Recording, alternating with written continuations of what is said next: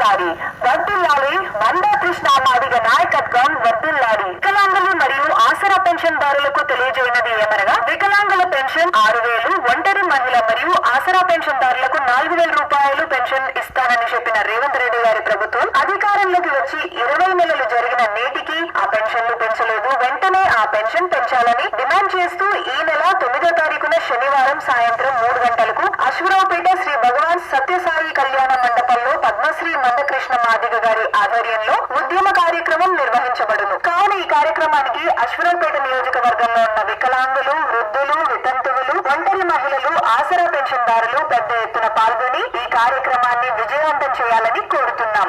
వర్ధిల్లాలి మానవత ఉద్యమాల పితామహుడు మందకృష్ణ మాదిగ గారి నాయకత్వం.